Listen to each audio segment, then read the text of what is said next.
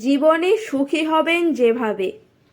সুখী হওয়ার বাঁধা ধরা কোনো নিয়ম বা তত্ত্ব নেই।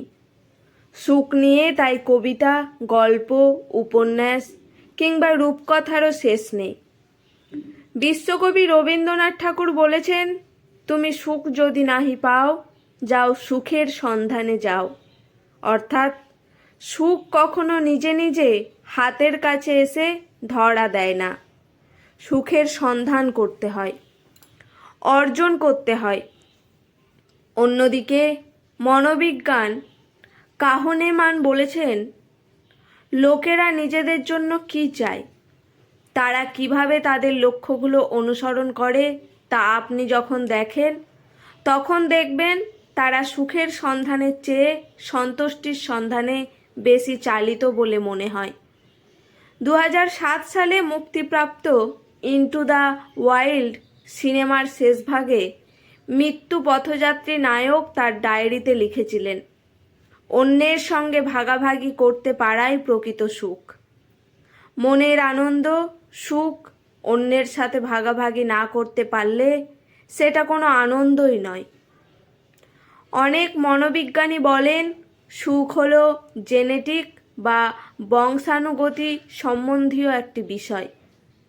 গবেষণা করা শনাক্ত করেছেন যে 5HTT বা হ্যাপি জিন হিসেবে চিহ্নিত একটি নির্দিষ্ট জিনের কারণে গর্ভধারণের সময় থেকেই সুখী হওয়া আমাদের ডিএনএতে নিহিত আছে। এর মানে আমাদের সবারই এই জিন আছে। মিশিগানের হোপ কলেজের সাইকোলজি বিভাগের প্রফেসর ডেভিড মায়ার বলেন, যে যাই বলুন না কেন, সুখ অনেকাংশেই মানুষের নিয়ন্ত্রণাধীন একটি অনুভূতি। এটি অনেকটা মানুষের কোলেস্টেরল লেভেলের মতো, যা জেনেটিক্যাল প্রভাবিত হলেও বেশিরভাগ ক্ষেত্রে মানুষের আচার আচরণ বা লাইফস্টাইল এবং খাদ্যাভ্যাস দ্বারা নিয়ন্ত্রিত হয়। হার্ভার্ডের মনোবিজ্ঞানী ড্যান গিলবার্ট বলেন, আপনার সুখ আপনাকেই সংশ্লেষণ করতে হবে। নতুন কাপড় চোপড় কেনা বা লটারির অগাধ টাকা অর্জন আপনার জীবনের সব দুঃখ দূর করে দিয়ে অনাবিল আনন্দ ও সুখ বয়ে আনবে। এ ধরনের কল্পনা মানুষের চিন্তাশক্তিকে ভুল পথে পরিচালিত করে। সুখের সংজ্ঞায় কেউ এক সারিতে দাঁড়াতে পারেনি, কারণ সুখের সঠিক সংজ্ঞায়ন করা অসম্ভব। সুখ একটি আপেক্ষিক ধারণা বা ব্যক্তির মনস্তাত্ত্বিক অবস্থা, যা ব্যক্তিভেদে, পরিস্থিতি ও বয়সভেদে ভিন্ন ভিন্ন হয়। তবে একটি বিষয় এখানে ধ্রুব, যে সুখকে অর্জন করতে হয়, অর্জন করতে জানতে হয়। সুখ নিজে থেকে ধরা দেয় না। কিছু কিছু বিষয় অনুসরণ করলে জীবনে সুখী হওয়াটা তুলনামূলকভাবে সহজ হয়ে যেতে পারে। এগুলো হলো ইচ্ছা শক্তি। লিও তলস্তয় সুখী হওয়া নিয়ে বলেছিলেন, তুমি যদি সুখী হতে চাও, পারবে। অর্থাৎ সুখী হওয়াকে তিনি ব্যক্তির ইচ্ছার ওপর ছেড়ে দিয়েছেন। ইচ্ছা না থাকলে কেউ সুখী হতে পারে না। কিছু কিছু মানুষ আছে যারা মানসিকভাবে সহজে ভেঙে পড়েন বা দুঃখে স্মৃতি সহজে ভুলে যেতে পারেন না। তাদের জন্য সুখী হওয়াটা কঠিন। ইচ্ছা শক্তির ফলে তারা যাবতীয় বিড়ম্বনাকে দূরে সরিয়ে জীবনের ইতিবাচক দিকগুলোর দিকে দৃষ্টি দিতে পারেন। এতে করে দুঃখের স্মৃতিগুলো আস্তে আস্তে মুছে যাবে, জীবন সহজ হবে। নিজেকে জানো। নো লাইসেলফ সক্রেটিসের একটি বিখ্যাত উক্তি, যার অর্থ নিজেকে জানো। যে ব্যক্তি নিজেই নিজেকে জানে না, যে জানে না সে কি চায়, কোন কাজে সে আনন্দিত হয়, কি করলে সে মানসিকভাবে শান্তি পেতে পারে, তার পক্ষে সুখী হওয়া অসম্ভব। কেননা এতে সর্বদাই সে সিদ্ধান্তহীনতায় ভুগবে। সুখী হওয়ার জন্য নিজেকে জানার কোনো বিকল্প নেই।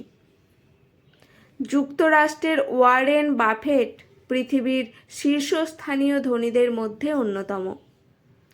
প্রচুর ধন সম্পত্তির মালিক এই মার্কিনীর জীবন দর্শন, কাজ, কর্ম, টাকা পয়সা নিয়ে অনেক গল্প প্রচলিত আছে। বলা হয় এখনও তিনি 50 বছর আগে কেনা 3 কক্ষ বিশিষ্ট একটি বাড়িতে বাস করেন এবং খুব আনন্দের সঙ্গে তিনি অনলাইন ব্রিজ খেলেন। ওয়ারেন বাফেট বলেন, আমি সপ্তাহে 12 ঘন্টা অনলাইনে ব্রিজ খেলি। অনেকের কাছে এটি সাধারণ বিনোদন বলে মনে হতে পারে, তবে সাধারণ এমন অনেক কিছু আছে যা আমাদের বিপুল আনন্দ দিতে পারে। আমি স্বভাবই ওই সব কাজ করায় বিশ্বাস করি যা আমার কাছে অর্থবহ। আমার ব্যক্তিগত জীবনেও আমি অন্য ধনী ব্যক্তিরা কী করছেন তা নিয়ে পরোয়া করিনি। কারো কাছে 400 ফুট দীর্ঘ প্রমোদতরী আছে বলে আমার 405 ফুট দীর্ঘ প্রমোদতরী থাকতে হবে, এ ধরনের ভ্রান্ত ধারণায় আমি বিশ্বাস করি না। ইতিবাচক মনোভাব জীবনের প্রতি, চারপাশের মানুষের প্রতি ইতিবাচক মনোভাব পোষণ করলে মানসিক শান্তি লাভ করা সহজ হয়ে যায়। সব সময় নেগেটিভ কিছু ভাবলে, মানুষের সঙ্গে মেশার আগেই তার প্রতি বাজে ধারণা রাখলে ব্যক্তির নিজস্ব জগৎ দিন দিন সংকীর্ণ হতে থাকে। নিজস্ব সৃষ্টিশীলতা দিয়ে তৈরি ক্ষুদ্র জগতে নিজেরই মানসিক দহনে হাঁসফাঁস করা ছাড়া তখন আর কিছুই করার থাকে না।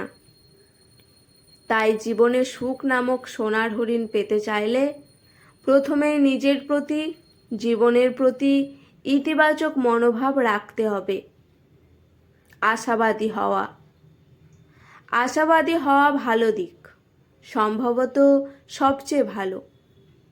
শৌশাঙ্ক রিডেম্পশন সিনেমার এই বিখ্যাত উক্তি অনেক নৈরাশ্যবাদী মানুষের মনেও আশার আলো সঞ্চার করে।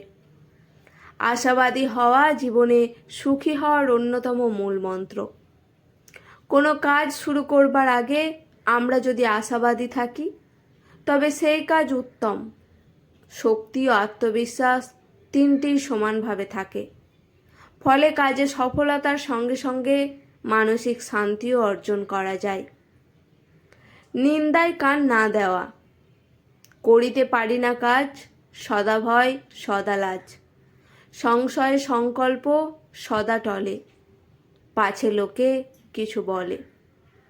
কামিনী রায়ের এই বিখ্যাত কবিতা পড়েনি এমন লোক কমই আছে।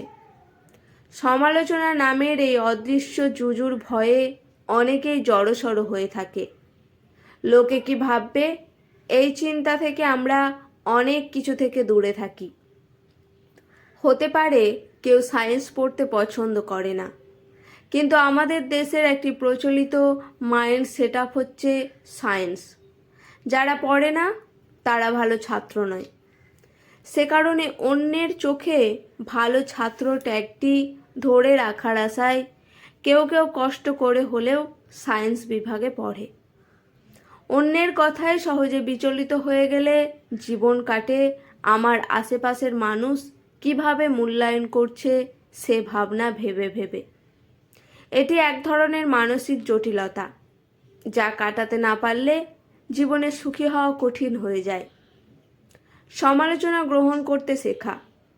একজন মানুষ কখনো নির্ভুল হতে পারে না। ভুল করা তার মজ্জাগত স্বভাব। ভুল করলে সমালোচনা হবে, তবে অনেক সময় ভুল না করলেও অনেকে সমালোচনার শিকার হন।